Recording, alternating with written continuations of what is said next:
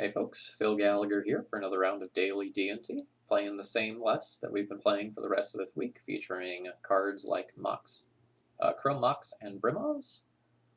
See how this one goes.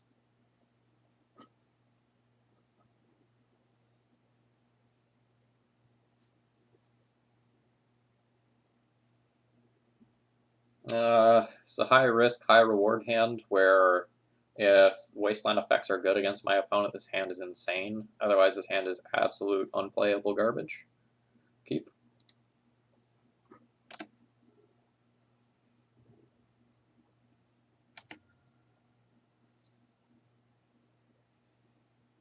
Please not Snowland. Alright, our hand sucks. We've lost the game. I'm not really exaggerating either, unfortunately.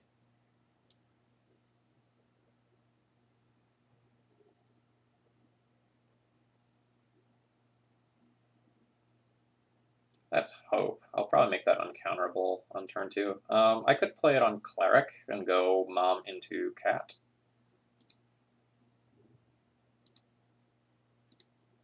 Make both uncounterable. That's worth something.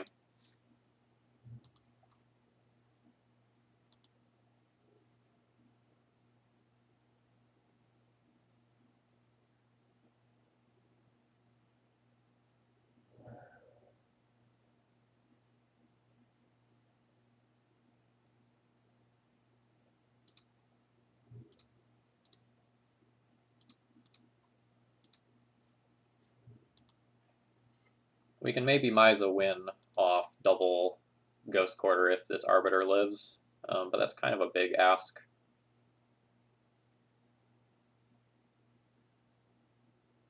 Oh, great. My opponent just has... Oh, no, not Oko, Leovold. Am I willing to give my opponent 2 cards at random to blow up 2 of their lands? Yes. Yes, I am. This really sucks, but like I have no answer to Leovold, and the only way I think I win this game is by like randomly mana screwing my opponent here.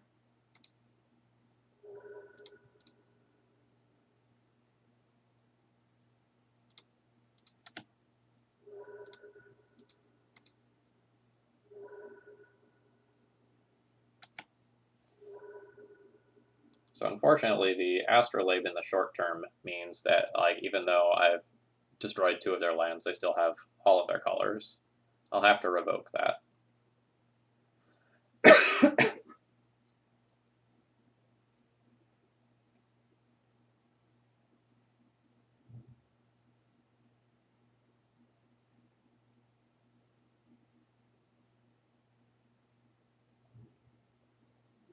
Yep. All right. Like we're done. We've lost this one. The gambit has failed. I'll play it out, but under no circumstances am I expecting to win here. Like I have to keep on the plan that I'm on.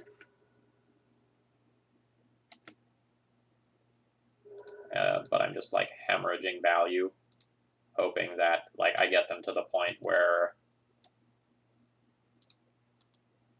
Arbiter has them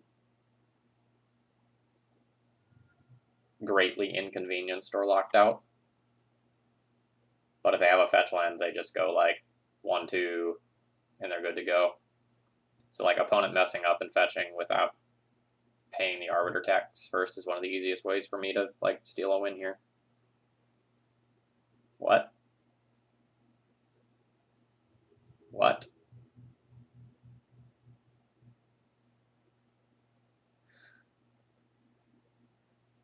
I'm so far behind in this game, even if you're brainstorm locked. Like, you just wait. You just sit behind this Leovold because it's bigger than my cat, and you wait until you draw out of that.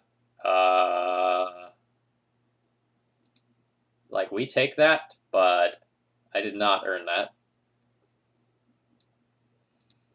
Okay, so we are playing against some sort of Oko pile. Council's Judgment will be good.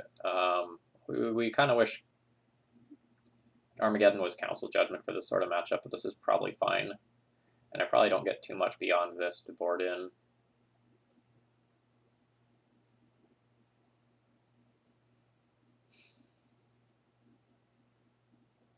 I see Smuggler's Copter being kind of awkward in this matchup due to the Death Touchers.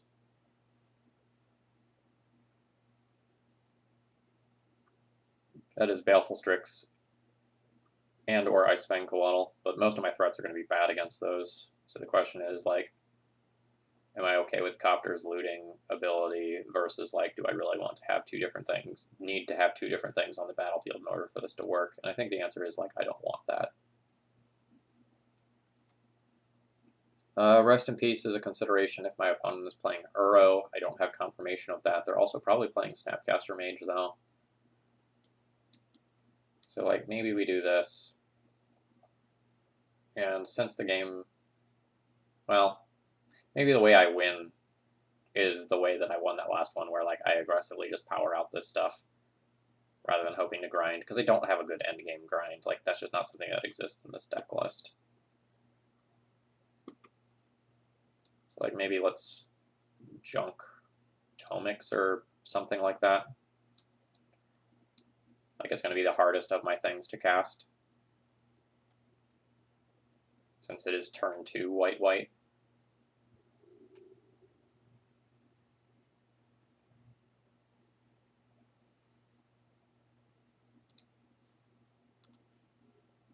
I don't really know how I'm playing this hand.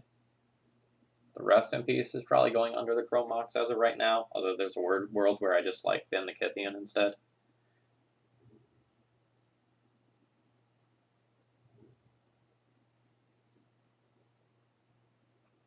So now I can produce 3 mana on turn 1. What does that mean for me? It probably means I try to start aggressively with Thalia and Kythian.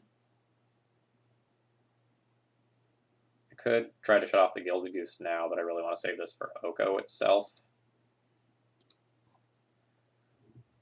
So that means either Rest in Peace or Geddon goes under this. I think it's going to be Rest in Peace. I think.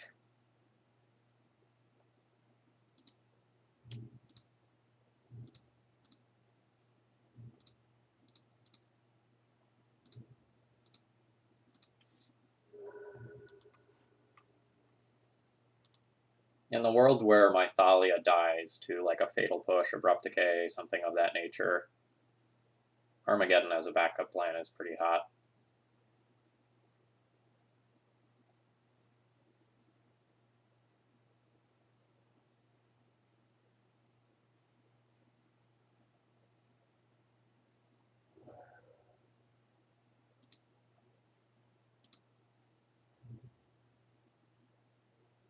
I'm really surprised Kythian and not Thalia ate it there.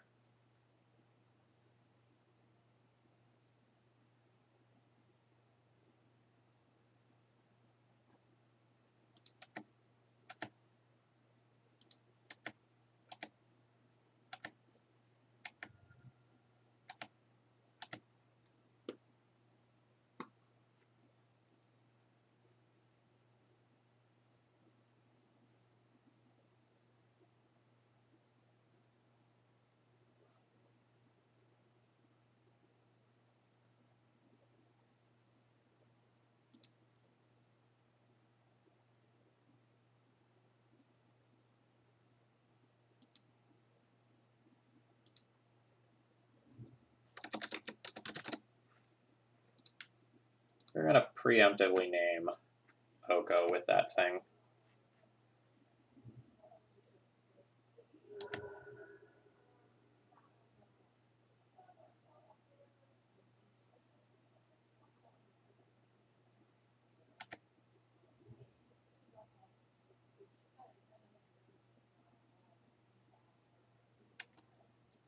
My opponent's sequencing seems kind of all over the place.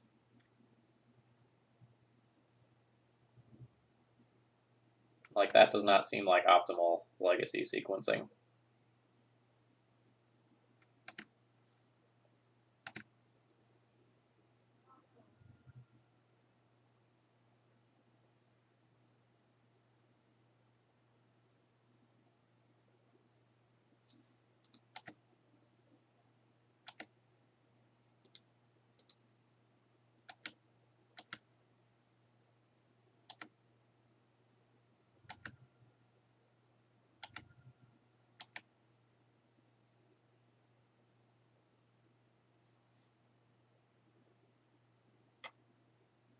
I should do something to remove Noble Hierarch giving my opponent extra mana. I can just revoke it in the short term. And I think I'm good with that.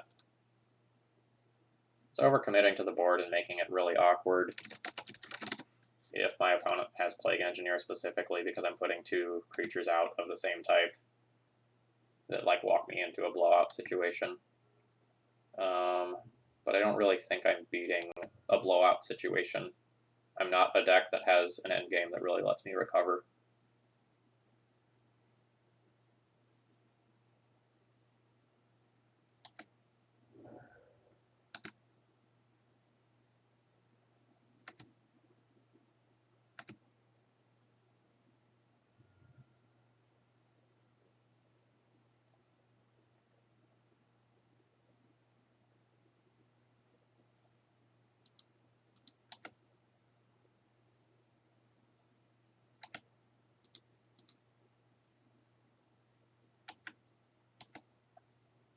So it seems like this is a game where I'm going to lose to, wow, where I'm going to lose to my Armageddon not being a Cataclysm.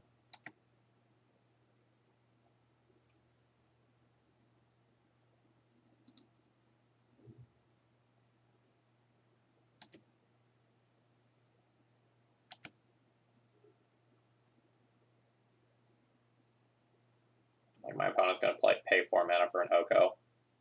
Oh wow, Questing Beast. That does nothing. It's a legendary creature. Thanks, though.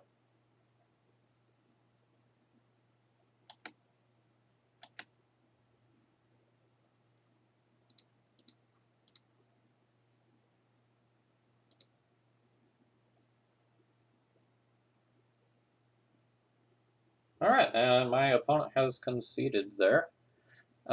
Pretty happy with that win. I did not necessarily think that I earned that. Like, I was very fearful at so much of that game, and I think my opponent definitely conceded early out of frustration in match 1. Or, sorry, in game 1. But we're up to a 3-1 record now, so we've at least finished positive for the week. Let's see how we can round things out.